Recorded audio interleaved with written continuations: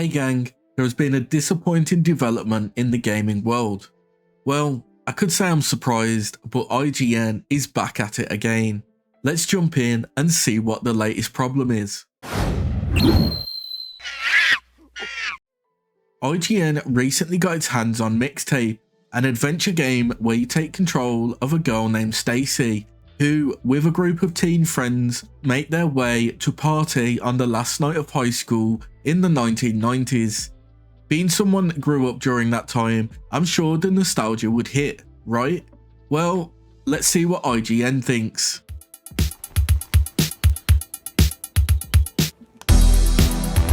True nostalgia isn't the replication of a specific place or time, but of a feeling. It's those flashes of emotion that transport us back into memories that have long sat dormant. I was born too late to be a teenager in the 90s, and believe it or not, with this accent, I grew up thousands of miles away from the schools of Northern California. I've barely stepped on a skateboard outside of a few scraped knees in the summer of 2003, but none of that matters, and Mixtape knows this.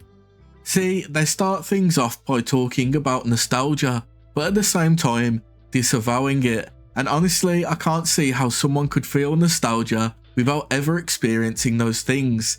This continues further with some very interesting gameplay.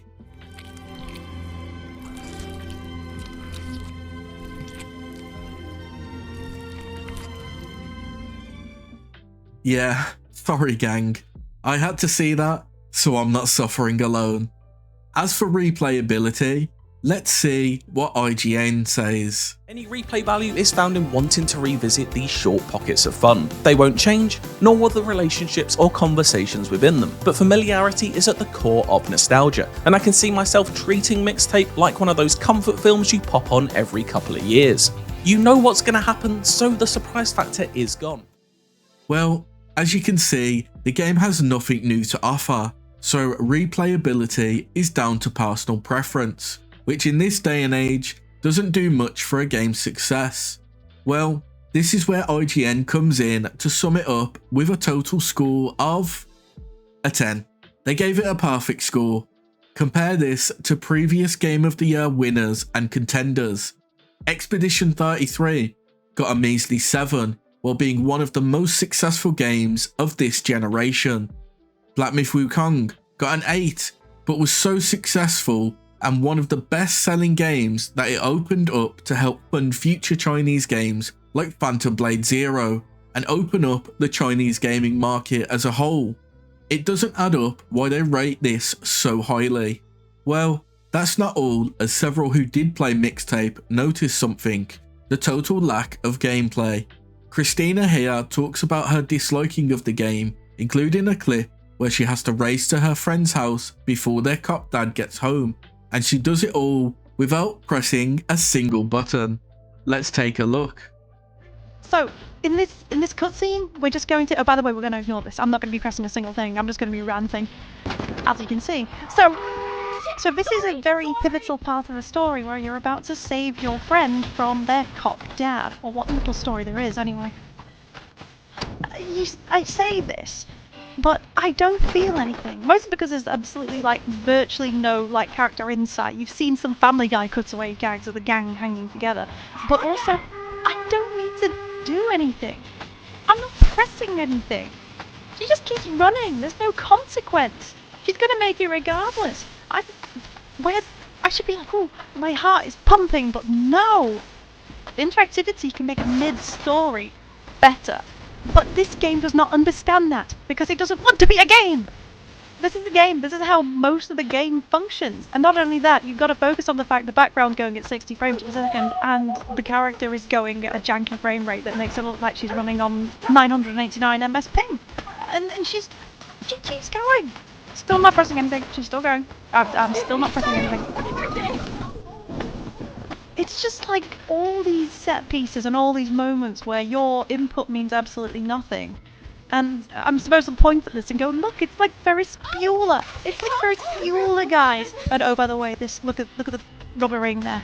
Excellent. They really appreciate the fact somebody obsessed with Sonic animation. We were forced to play the slushy scene, but we did not need to interact with the pivotal character moment. Well, look, there's going to be a moment here. I'm not going to press anything.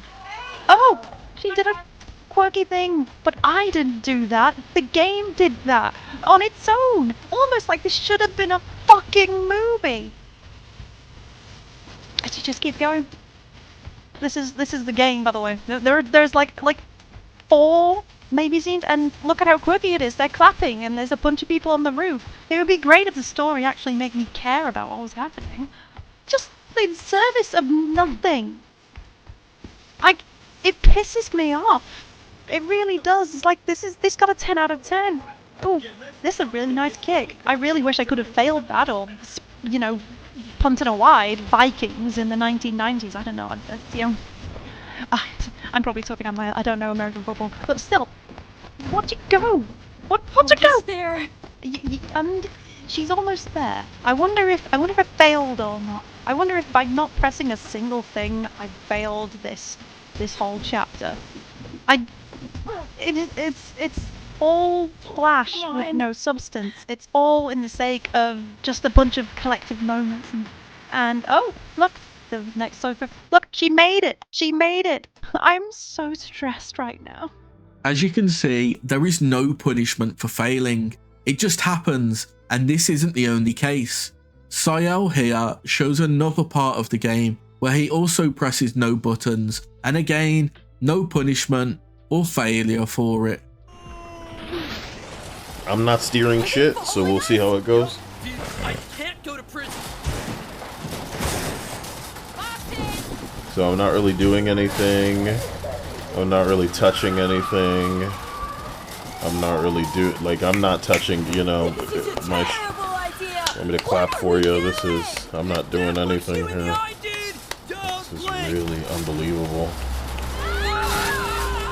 So I don't have to do it. This is me clapping my hands here.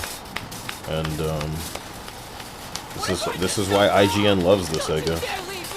Because, you know, this is the clap stream for me. This is wow, dude. Look, whoa, what a game, huh? Whoa, isn't this the craziest thing ever? You just help me steer. The AI is helping, bro. Finally, we have Michael here showing a better example of him pressing no buttons and still succeeding. Where's the gameplay? I'm not doing anything. Hands free, by the way. Hands free, by the way. The game plays itself. Hands free. There's no game here. Hands free. You don't even have to play it. Oh my God. You don't even have to play it. Don't even have to play it. Wow.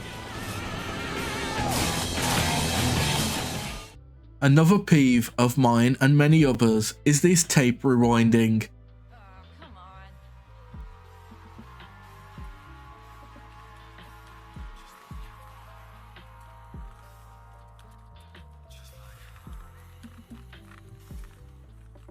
This should do it.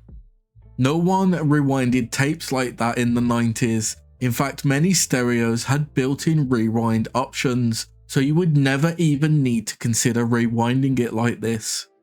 I think Epic Mike sums this up perfectly. He talks about how the gaming industry has been invaded by theatre kids who couldn't break into Hollywood, so they get jobs for game studios. They don't care about video games, they just want to make movies. Nothing wrong with games wanting to be cinematic, but it has to have good gameplay, and most of these are unplayable or glorified cutscene simulators. This reminds me of 2 cinematic heavy games, Senua's Saga and Azura's Wrath.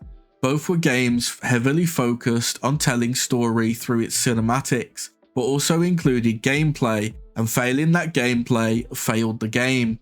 In Mixtape's case, it doesn't matter if you fail or not, it's going to tell the story regardless. At this point, you aren't playing a game, just watching a movie.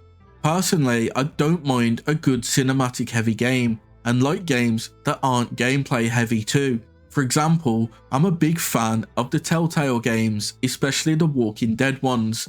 but you need a sense of urgency and threat, and if you messing up doesn't give that, then what is the point? Mixtape isn't a game, it's an interactive movie with no replayability. This wasn't made for gamers, but for other theatre kids who want to tell stories, and I'm tired of seeing a bias from games journalists. At one point in time, we trusted them to review games fairly and give us their opinions on whether the game is worth trying or not. But now it's at the point it's about if the game pushes a message or is an interactive movie, while great games get marked down for silly reasons and played by people who clearly don't play games. What's your thoughts? Are you tired of journalists giving unfair, biased reviews to games and want them to be fair in their reviews? Are you going to give Mixtape a go or skip it entirely? Let me know your thoughts in the comments below, and don't forget to like, subscribe and hit the bell, and I'll see you in the next one. See ya!